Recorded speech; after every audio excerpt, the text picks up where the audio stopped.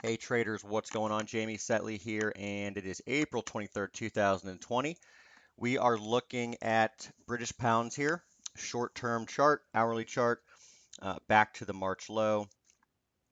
If we want to review real quick, we had that five-wave rally into the April high, and we kind of suspected a top at that point, and we did obviously, in hindsight, we have put in a high, and we're actually nearing the first level we watch for pretty big support, which would be the former fourth wave low, which is going to be 2164. But honing in on near-term action. So remember the corrective channel that we had, right? And we broke above that over here on March 26th. Once you break above the corrective channel line, you know that you're no longer in a correction. All right, the wave 4 low is on the top side of that line. We broke below it here after consolidating around it on the 21st, just 2 days ago. And then the goal was to look for a short on the underside of that line. All right, actually specifically noted 2408. Actually, we just set a little bit above 124 for resistance. We didn't get to that line, but we did get to 124.08. In fact, today's high is 24.15. So how would we look to play this going into Friday? Well, one, we want to be short because we hit resistance. Two, if I bring in a separate chart here, this is my volume chart. All right, you can see the huge volume spike. This is on futures, okay? That huge volume spike, that's the close of the hourly bar with the huge volume spike, okay? And that's going to be the spot price on that is going to be, I think, about 23.85 or so.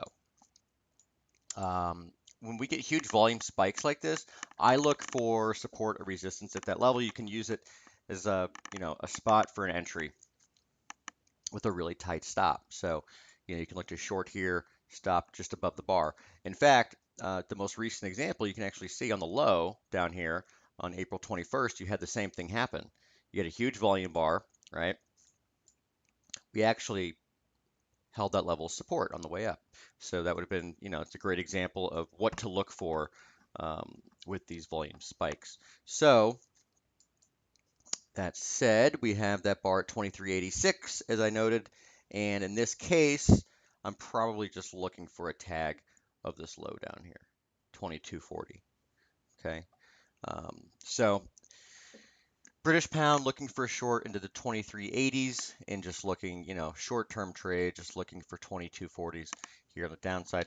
Another reason to suspect, maybe some strength in the dollar, weakness in the British pound is our US dollar chart, right? So this is, again, the US dollar chart. I find it to be much clearer at times than DXY.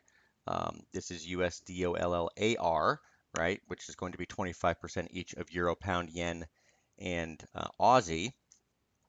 And this is quite constructive on a near-term basis as well, right? We came into 5 waves down into major support, 618 on the nose of the rally from the March low, and we've based kind of series of lower or higher lows and higher highs, and then today's low is right on the 200-hour average. Okay, so again, looking higher in US dollar over the next few days, and then we'll reassess once we get to these levels that we think we're going to get to. All right, so that's it.